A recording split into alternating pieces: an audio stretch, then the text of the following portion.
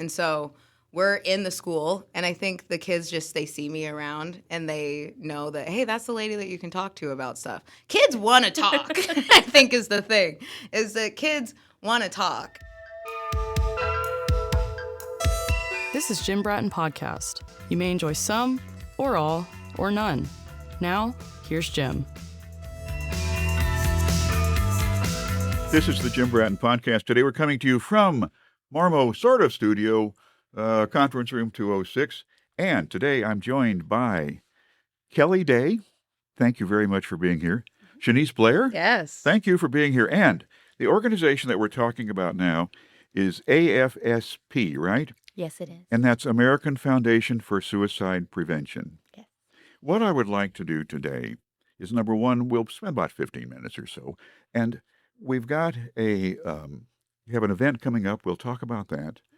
But I also would like to talk to each of you about, if you're prepared to talk about how you became active in this organization and how long you've been active, and if you're willing, a little bit about your background. Okay? Yeah. So, Shanice, tell me. Yeah. I'm Shanice Blair, and I'm new to the committee for the AFSP Galveston Committee. And I am active because I'm a mental health therapist here on the island. Are you? Yes. And so I work with kids, 5th and 6th graders, and I've worked with a bunch of different populations, and I've had a lot of clients that have had suicidal ideations and things like that. And so I know that it's prevalent, it's happening. And a community group that I was a part of in the past, The Future Is Us, we were focusing on Black mental health specifically in Galveston. And so AFSP's always been there because they're talking about suicide prevention. And I think talking about it is the first thing to stopping suicide, because people don't talk about it enough. It's normal. It's normal. Everyone knows someone that's been impacted by suicide, but we need to. I want to ask you more questions. Yeah. But first of all, I want to talk to Kelly. How did you happen to get involved? Hi. So I have been a Galvestonian now for coming up on 10 years, but I've only been helping out with AFSP since the 2023 hike. So I joined because I'm a teacher here. And through my work as a teacher, I see a lot of students who struggle, and I see a lot of my colleagues who also struggle. And looking at all of that, it seemed like the most natural thing to join. American Foundation for Suicide Prevention, help out locally, help people here. Wow. I'm just, what age group do you teach? I teach high school, so I'm mostly 14, 15, and 16-year-olds. Yeah. They're pretty wonderful. They're great. No, I'm Kids sure are great, yeah. They're becoming people by that stage, I guess. Yeah. You can talk to them on a semi-adult level, I'm supposing. Yeah. How about you? Yours are, what you said, 5th and 6th grade? Yeah, I work primarily with 5th and 6th, but I've worked with ages and stages of all, a lot of different. Can I get into I want to talk to both of you about your environment that you work in, okay? Because it's intriguing, maybe a little bit scary to me, but 5th and 6th grade, do they, and you're a therapist, right, in Yes. this area? Yeah. How willing are students are kids of that age to come to you and talk? And how do you get the referral, and how do you get past whatever denial might be there? Yeah, I think it's great because the agency I'm at, Teen Health Center, we've been with GISD for 20 plus years, I think since the 80s. And so we're in the school, and I think the kids they see me around and they know that, hey, that's the lady that you can talk to about stuff. Kids want to talk, I think is the thing, is that kids want to talk. And I'm an excuse to get to leave the classroom. I only can get them during their electives, but they're like, yay. And I'm just someone that they can talk about anything that they want. And I use play. And so they can come in, they can color, they can draw, they love Battleship has been a big thing lately, Yeah. or Monopoly. And I think it's just kids have voices and they often aren't heard. And I think that's a big struggle that our kids experience. And I just provide them the space. If you give kids the opportunity to talk, they're going to talk. And I think it's the parents, especially there's more stigma in adults that don't want to talk about therapy or mental health. And so the younger generation is open to it. They're like, oh, therapy's cool for the most part. I mean, I know there are some kids, I have some kids that are they don't want their peers to know and stuff like that. But that's the stigma in mental health, Sure it is.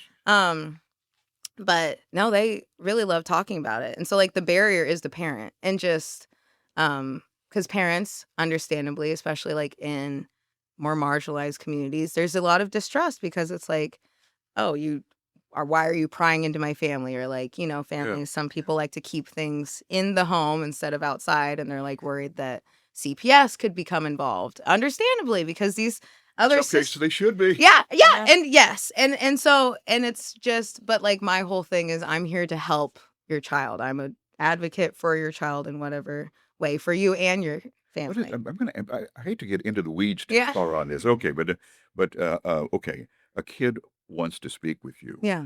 Where do you cross that confidentiality thing, and how involved do the parents have to be since you're working with minors? Where?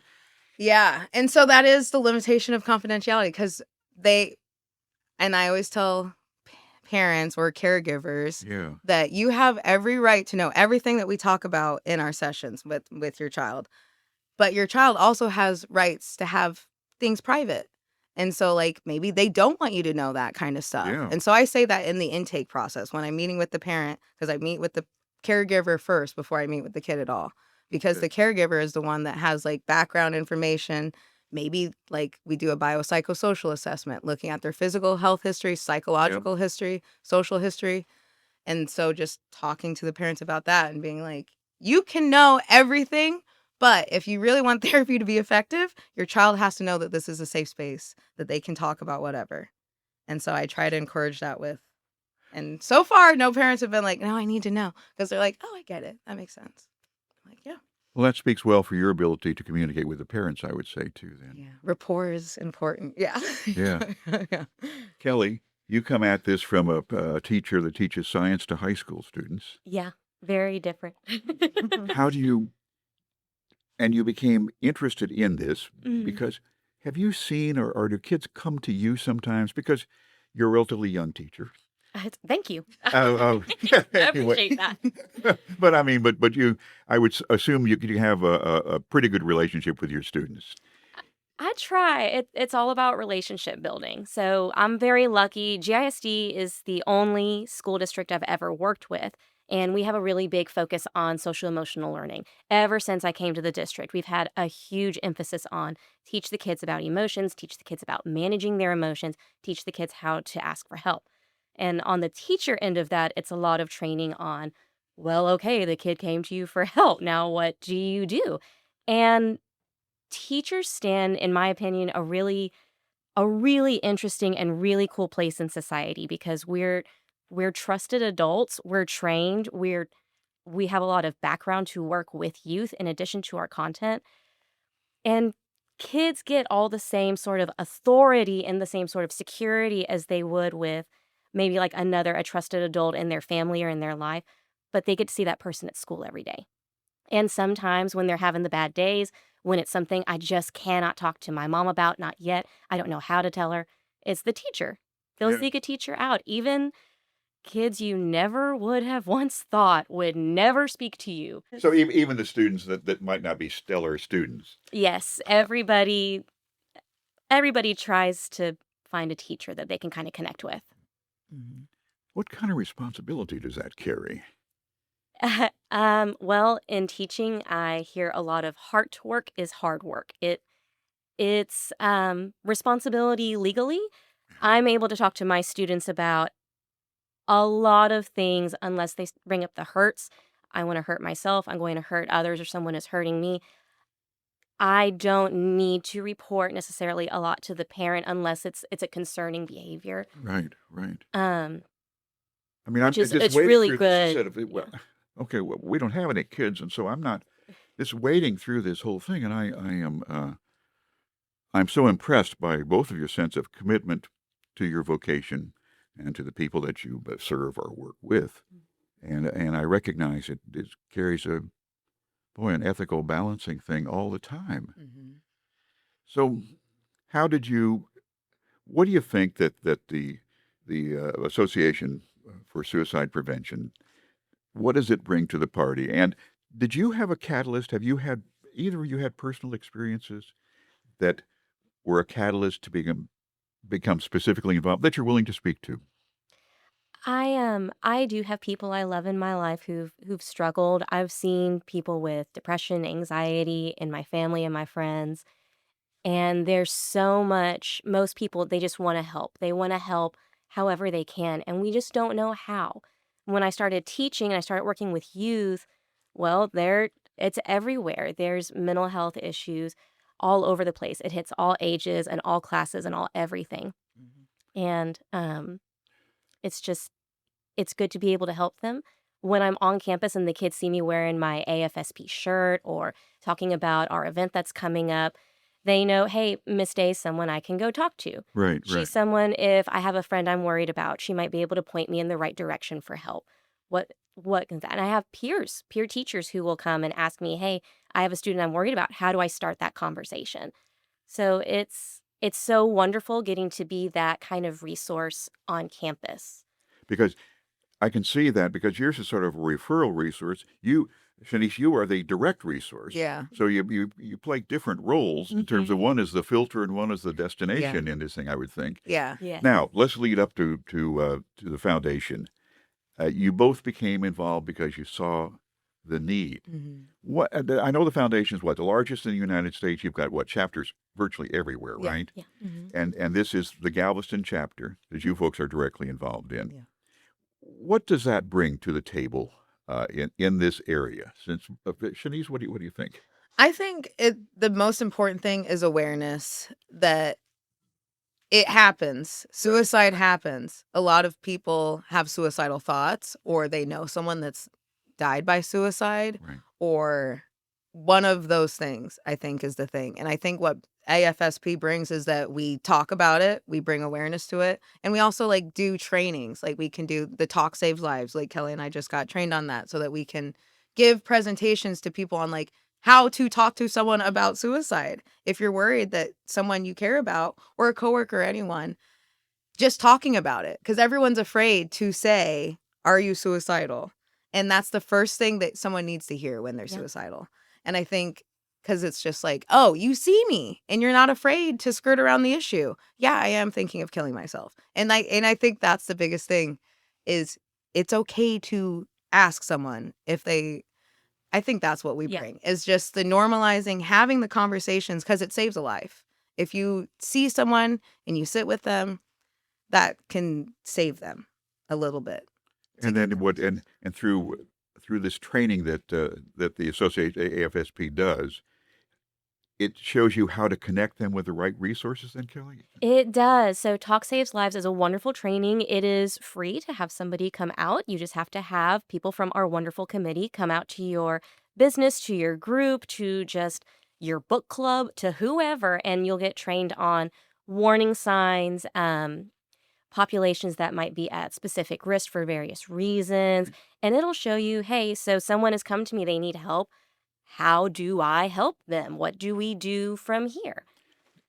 Are a lot of the members people who do interface with either the academic or the public, where they're likely to run into people who might be at risk?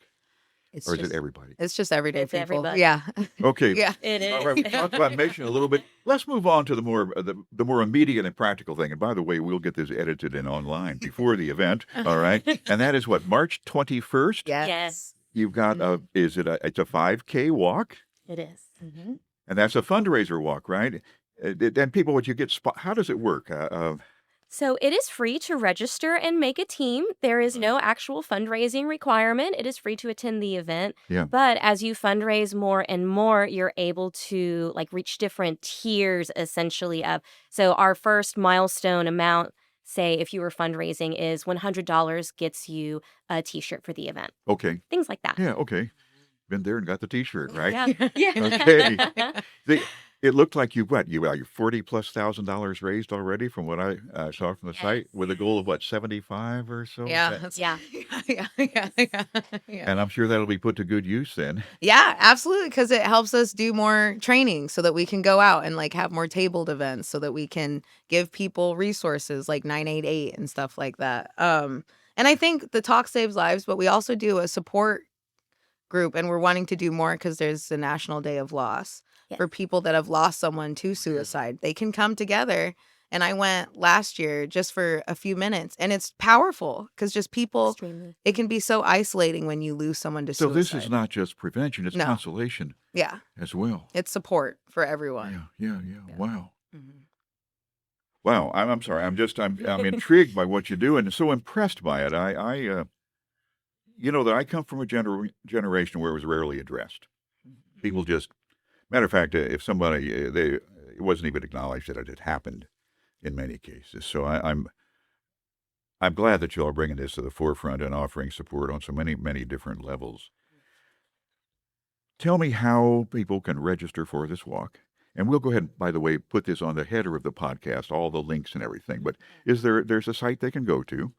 Yes, if you look for the Galveston AFSP Out of the Darkness Walk, our event will pull up, and you're able to register and donate right on that page. Big old yellow button says register now. And you said it's a great event, too. I mean, it's a great Oh, event. it's so much more than just a 5K. So we've got a ceremony where we'll have keynote speaker. We have the sand pouring ceremony where different people step up to the stage, and it's so emotionally powerful.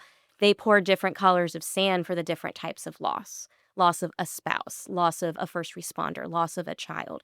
So you've got these people who volunteered to just so publicly grieve, and it builds this kind of community support among everyone. And even though you've got this really heavy event happening, the atmosphere it's of support and love and being there for each other. Well, that says a lot because I'm guessing there's not a lot of space to grieve sometimes. No, yeah. And I think, like no space, or there's not enough time because people got to get back to work, or you got to get Yeah. back to school, or just like life keeps going. Which is beautiful that life keeps going, but grief needs to be felt too. To get dressed. Yeah. And loss, yeah. Yeah. How many people are on your committee? About? Oh gosh, about a dozen, you'd Yeah, say? I think, yeah. So that many folks that can go out, that many tentacles, if you would, Yeah. that could go out into the community on request. Yeah. Yes. So to our listeners, I would say, go to the sites. Yeah. And you don't have to register to come to the walk. You can just come Yes. and be in community, because we're going to have different just different people, Yeah. resources. You can just come, learn, be with other people. So, yeah, that's great. I'm going to ask each of you, starting with you, Shanice, if you were to tell somebody why they should become associated with or contact this organization, what would you say? So that people can have more futures, positive futures, I think is the thing. Wow. Yeah. Kelly? It's the more people who tap into this resource in whatever capacity, it's just like you said, it's the more tentacles going out. It's showing up to more tabling events to say, hey, there's no stigma here. It's just support. It's just love. So. Well, this has been delightful talking to both of you. The event is March 21st, McGuire Dent, 9 a.m. sign in. Is that correct? The site opens at 9 o'clock, so you can start showing up around then. Okay, that's great. Kelly Day, Shanice Blair, thank both of you for joining us today. And this has been the Jim Bratton Podcast from 206 at Marmo. This has been Jim Bratton Podcast. We hope you have enjoyed, been inspired, informed, angered, or otherwise emotionally stimulated. This is your booth announcer, Sierra Sakel.